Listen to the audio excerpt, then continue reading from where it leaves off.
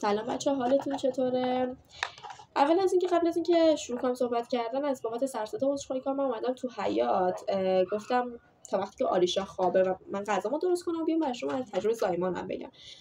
بچه قبل از اینکه تجربه زایمانم بگم، اینو میخوام بگم که من خیلی آدم عجول و لجبازیم. یعنی از بچگی اینجوری بودم. مثلا بابای من یه شخصیت خیلی ریلکسی داره. مثلا می‌خواستیم مسافرت یا مهمونی بریم، باید همه کارش تو محل کارش تموم می‌کرد، میومد خونه چای می‌خورد، استراحت کنه. اینا حداقل یکی دو ساعت تو خونه. و من خیلی عجله می‌کردم. باید همون موقعی که میومد یا همون موقعی که میگفت مثلا فلان کارو برات می‌کنم، فلان کلاس ثبت نام می‌کنی، فلان وسیله رو واسط می‌خرم، بعد همون موقع می‌خرید. اگه نمی‌خرید واقعا من دیگه پشیمون می‌شدم، لج می‌کردم، گریه می‌کردم و اینا. ولی نه، از اون بچه‌ها یه چیزم نبودم که بگم خیلی اذیت می‌کردم، نه. ولی واقعا عجول بودم. عجول بودنم تو تمام مراحل زندگیم واقعا کار دستم داد، به خصوص توی بارداری. بارداری، تاریخ زایمان، اینو خانمایی که زایمان کردن و اینا میدونن و همینجور خود کل دکترا میگن که تاریخ زایمان طبق انتی مشخص میشه. ولی متاسفانه من نمیخواستم قبول کنم طبق انتی مشخص میشه تاریخ زایمانم. میخواستم بگم نه، طبق آخرین سونوگرافی مشخص میشه. اومدم چیکار کردم؟ اومدم گفتم که انتی من میگفت مثلا این هفته 36 هفته، ولی من میگفتم نه 36 هفته نیست، طبق آخرین سونوگرافی 38 هفتمه. این باعث شد که به من آسیب بزنه. من عجله کردم، 36 هفتم دقیق شد، رفتم پیاده روی 2-3 ساعته و این باعث شد که شب بیام خونه و ساک آریشا رو جمع کنم و گفتم که دیگه الان زمانیه که من باید زایمان کنم. فردا باور کنید که من میرم زایمان میکنم. اینو به خانوادم گفتم. بعدش شب که خوابیدم دقیقاً دردم گرفت، ولی دردم خیلی زیاد نبود اما منظم بود. مامانم تو با تجربیاتی که داشت و خب بالاخره 3 تا زایمان داشته و مثلا، ولی مامانم سزارین بود، ولی خب میدونست که مثلا وقتی طبیعیه باید وایسی تا دردت زیاد بشه و اینا بعد بری. بعد من رفتم دکتر، رفتم پیش بیمارستان. وقتی رفتم بیمارستان بعد از معاینه‌ای که کردم گفتم وقتشه بچه به دنیا بیاد. بردنم داخل اتاق طبیعی. قبل از اینکه اصلا ببرم اتاق زایمان طبیعی ازم یه تعهد گرفتن، از من و همسرم یه تعهد گرفتن که اگر اتفاقی واسه بچه بیفته، یعنی مثلا اکسیژن کم بیاره یا مثلا ما اینجا دستگاه نداشته باشیم، پر باشه، بعد قرار باشه که به بیمارستان دیگه منتقل بشه، شما خودتون باید تمام مسئولیتشو گردن بگیرید. ما هم امضا کردیم، خیلی ریسک بزرگی کردیم ولی مجبوریم، چون بیمارستان هم گفت باید بستری بشی چون وقتشه که به دنیا بیاد. بعد چی رفتم بستری شدم با معایناتی که انجام دادن و اینا. بعد فهمیدن که 36 هفتمه، گفتن که خب الان وقتش نیست که به دنیا بیاد.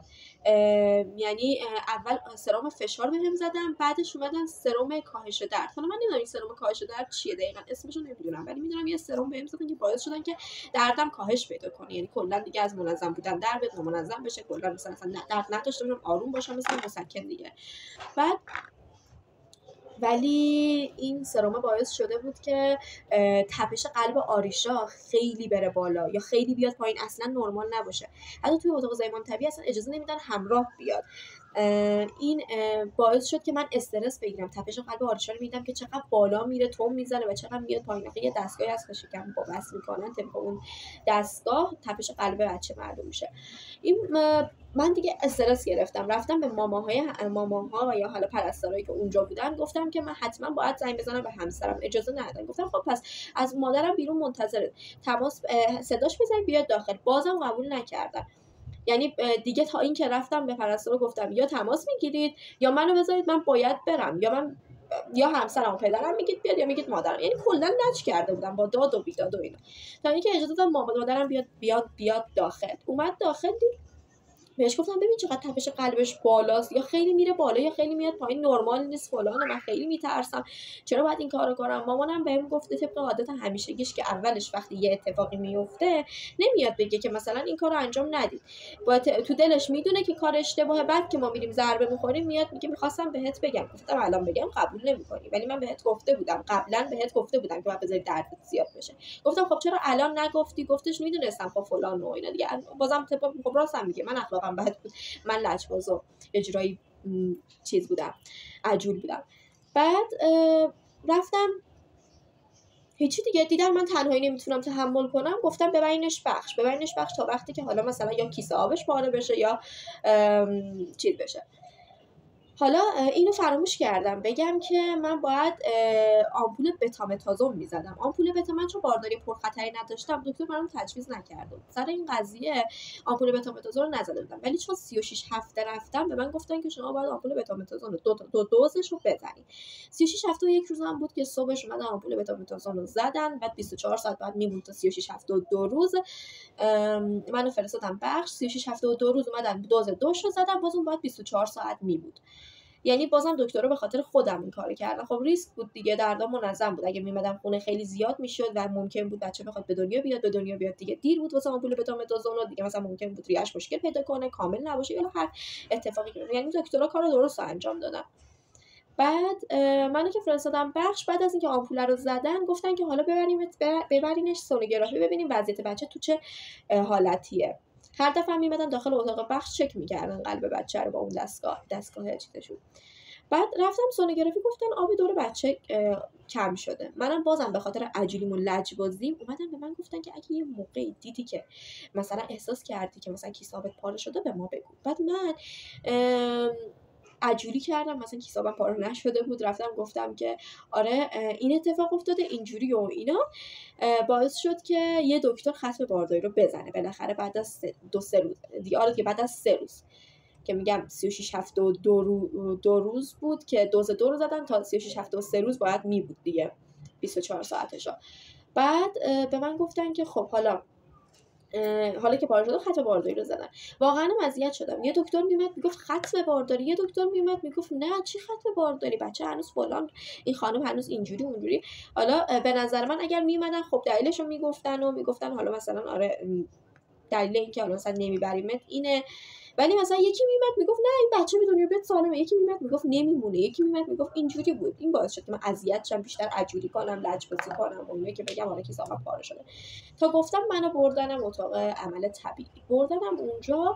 شبش اومدن انگار ساعت 12 شب بود، بردنم اومدن سرم فشار رو زدن بهم. بعدش همونجا که حالا نمیدونم دلیلش چی بود، دکتر نمیخواست بیاد، نمیتونست بمونه، میخواست بره استراحت کنه، نمیدونم چی بود، دکتر اون شیفت گردن نگرفت، گفتش که همون سرم مسکنرم کاهش درد رو زدن دوباره فردا صبحش اومدن سرم فشار شروع کردن، دردا منظم شد چیز شد. ولی از شانس من از اونجایی که خانومایی که مثلا دیگه واقعا بچه‌شون داشت به دنیا می اومد خیلی زیاد شده بودن، انگار 3-4 تا اومدن و تخت خالی نداشتن. دکتر اومد دید خب واسه من هنوز 3-4 ساعت دیگه میبره تا اینکه مثلا بخوام به اون درجه برسم که بخوام. خب بچه آرشه بیدار شد، رفتم بیارمش پیش خودم. داشتم میگفتم دیگه انقدر دور برای بعد از ظهر بود که انقدر خانم اومده بود که موقع زایمانشون بود که دیگه بچه داشت به دنیا میومد دیگه، که دکتر اومد منو معاینه کرد و گفت ایشون گفتش که این خانم حداقل 3-4 ساعت دیگه میبره و اینا، ببرینش سزارین چون تختشون جا نداشت که دیگه اون خانمو بیاد، اونا دیگه واقعا بچه‌شون داشت به دنیا میومد. واسه که مسئول خدماتش اومد منو آماده کرد برد واسه سزارین. دیگه هر کار کردم اجازه ندادن که خانواده‌ام بیان. گفتم تو رو خدا بگید همسرم پایین منتظر، مادرم بیرون منتظر، بگید بیان منو دارید میبرید سزارین، بیان حداقل پشت در اتاق سزارین. خب سر سزارین میان داخل پشت در وای میسن دیگه، بعد نیاز خب بیان برای بلند کردن خانم باردار اینا همسر باید باشه. بعد گفتم تو رو خدا خبر کنید و اینا. دستش درد نکنه مسئول خدمات به مادرم خبر داد، ولی وقتی که زایمان کردم انگار مادرم به همسرم گفت که برو خونه استراحت کن، هر موقع خواست به دنیا بیاد من زنگ میزنم بهت، یا به دنیا اومد زنگ میزنم بیاد. همه فکر می‌کردن خب من طبیعی ام دیگه، نمیدونستن که بردن سزارین. وقتی که بچه به دنیا اومد رفتن گفتن همراه فهیمی بیاد که بچه به دنیا اومده. کجا؟ توی اتاق سزارین، ولی خبرشون نکرده بودم. بعد دیگه مادرم تماس گرفت با همسرم که انگار تازه رسیده بود خونه، ایشون دوباره مجددا بلند شدن با پدرم و خواهرام اومدن.